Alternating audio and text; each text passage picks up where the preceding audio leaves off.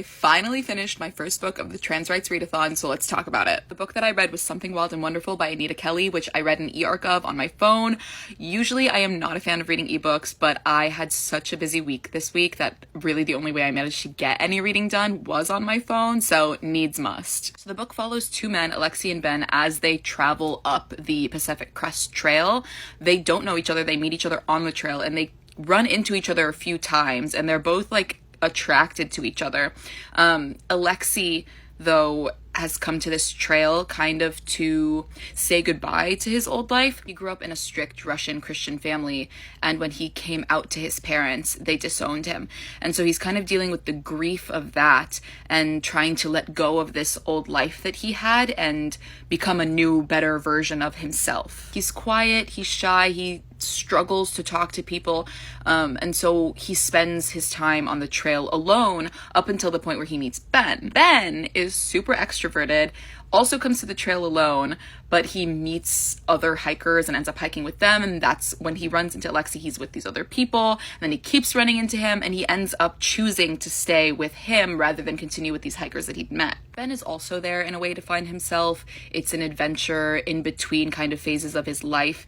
He had dealt with an abusive relationship in the past, and he dealt with having to take care of his aunt who died from dementia, and then he ended up studying to become a nurse, and he just passed his nursing exam, and so now he's like taking a break in between passing the exam and actually becoming a nurse.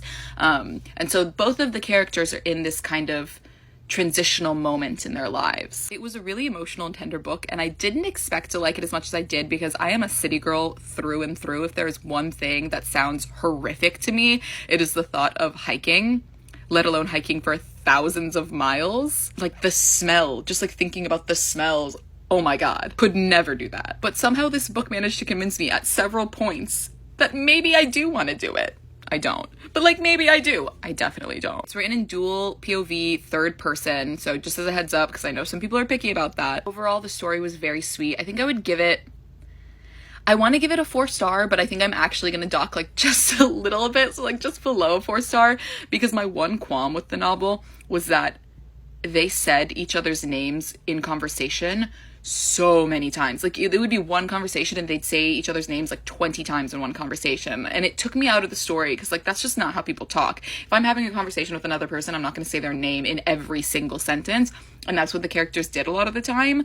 But other than that, I thought it was really charming and sweet, and I appreciated the way that Alexi was kind of essentially a baby gay and like moving through that identity, but it didn't ever feel like cheap or tokenizing. And Ben was so supportive and sweet throughout, and I just thought it was a really well done novel. So yeah, 4-star read, excluding the name dropping thing.